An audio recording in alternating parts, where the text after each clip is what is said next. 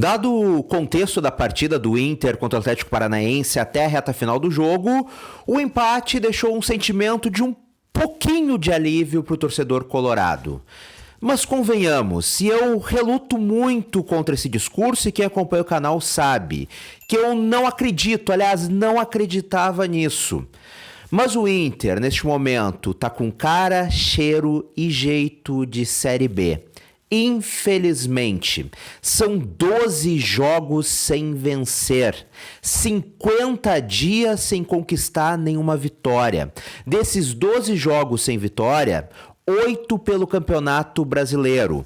E eu tenho me apegado muito para dizer que o Inter não vai cair, que não vai brigar efetivamente para não cair, nos 5 jogos atrasados. O Inter tem muitas partidas a menos do que os seus concorrentes, do que os outros times do Campeonato Brasileiro. Só que assim, tem que vencer essas 5 partidas. E com o futebol apresentado hoje pelo Internacional, a gente não tem essa perspectiva. O Inter não vence o time titular dos adversários, o Inter não vence o time reserva dos adversários, e no caso de hoje, o Inter não vence, jogando em casa, o time misto de seus adversários. Ou seja, o Internacional não vence ninguém.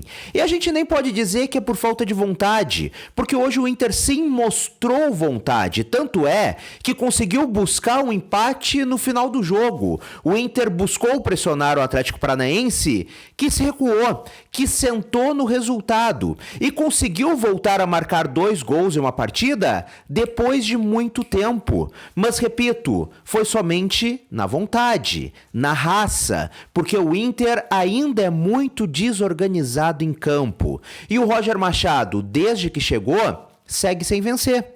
O Roger, que foi contratado para fazer diferente do Kudê, das coisas que não vinham dando certo, o Roger, que foi contratado depois de eliminar o Inter de uma Copa do Brasil e também de um Campeonato Gaúcho, não está conseguindo fazer o Inter jogar muito mais do que jogava com o técnico anterior. E hoje basicamente matou o time quando colocou Bruno Gomes e Rômulo juntos no segundo tempo. Algo que não deu para entender. E esse tipo de erro não passa impune. Então, assim, eu entendo o torcedor colorado que diz, assim como eu já disse, que, por exemplo, o Inter fez um bom primeiro tempo contra o Palmeiras.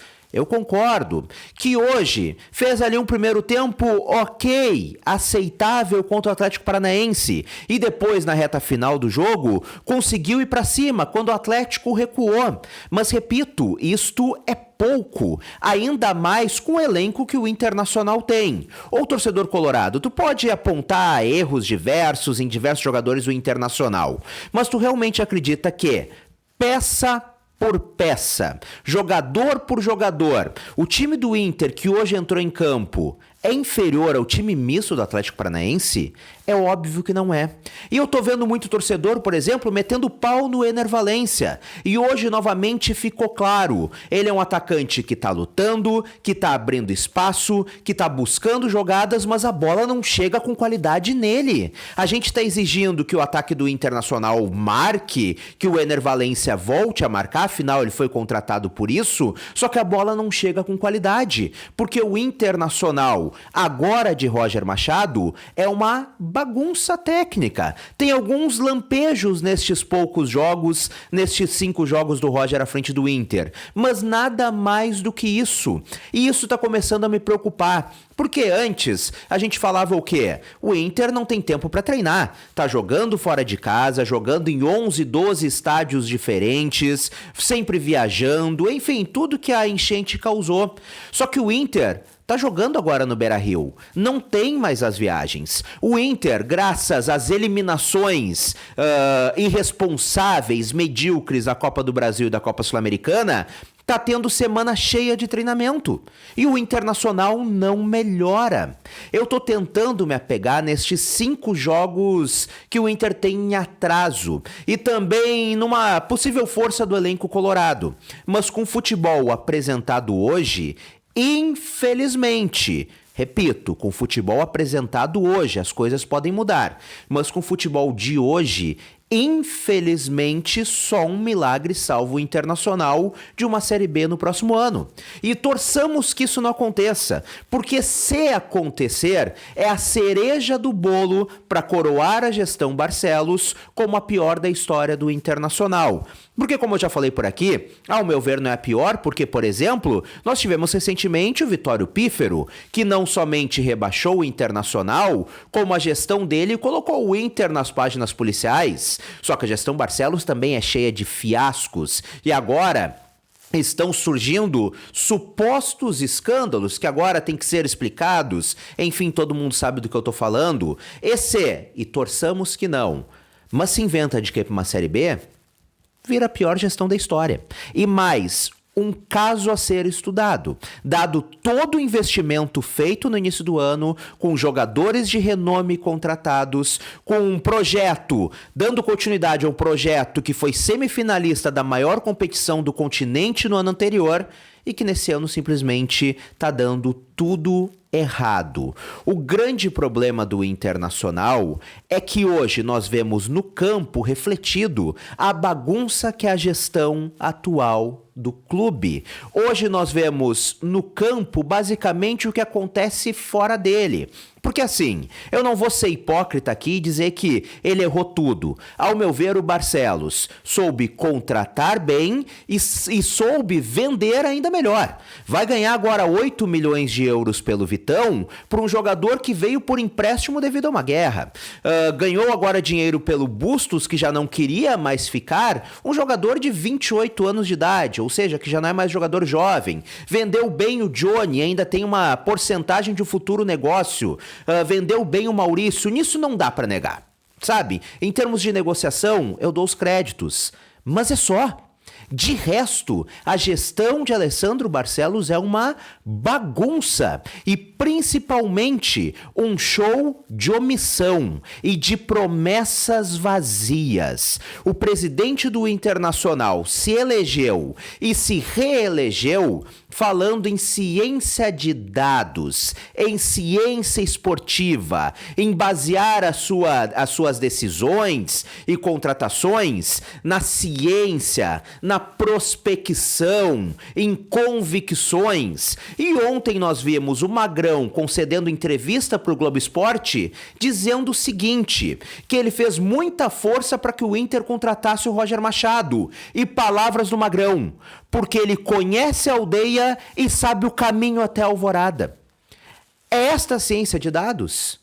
É isso que foi, para isso que estão usando todos os argumentos científicos que foram usados numa reeleição, pelo simples fato de o cara ser da aldeia? Ou seja, estão se baseando naquele argumento que a imprensa gaúcha vem batendo há tanto tempo, como eu falei, e acabaram cedendo. E eu tô aqui torcendo que o Roger cale minha boca, como falei logo que ele foi contratado. Eu fui contra a contratação, mas quando ele foi contratado eu fiz vídeo por aqui e disse, é hora de apoiar, vamos torcer que cale a boca de todo mundo. Mas não está acontecendo.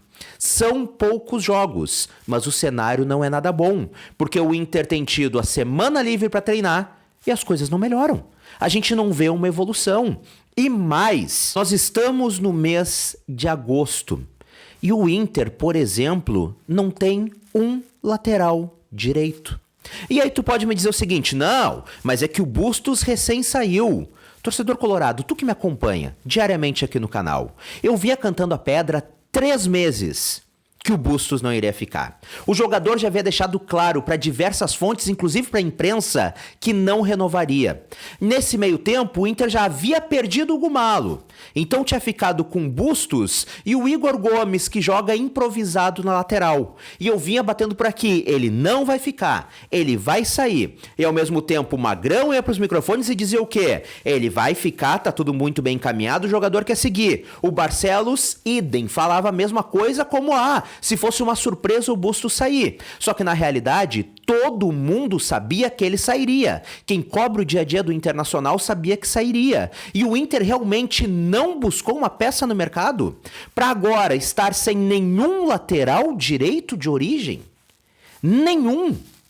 É absurdo, é uma irresponsabilidade, é uma omissão que não dá mais. Hoje o Inter em campo, repito, é o reflexo da omissão da gestão Barcelos, que tem cometido diversos erros e tem falhado muito, principalmente com seu torcedor.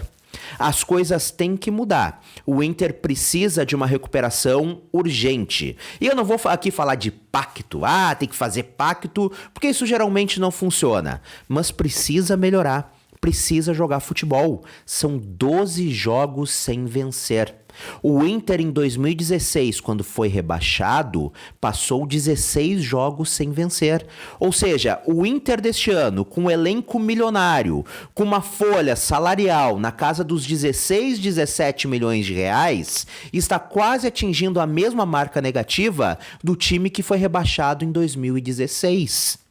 Então, assim, tem que melhorar e tem que principalmente vencer os jogos atrasados. O Inter hoje, mesmo com todo o elenco, com jogador de seleção, como é o caso do Ener Valencia, jogadores consagrados em outras equipes, tá fedendo a segunda divisão. E antes da gente encerrar esse nosso papo, eu quero o teu comentário por aqui. O que tu tá achando? Tu concorda comigo? Tu discorda? Pode discordar com educação sem problema nenhum aqui nos comentários. Eu quero saber o que tu tá pensando e o que tu tá sentindo em relação a esse momento do Internacional. E qual é a solução pro Inter? O que tu indica? O que tu faria? Porque hoje o Inter tá com a corda no pescoço. Enfim, eu quero a tua opinião, eu quero saber o que tu acha por aqui.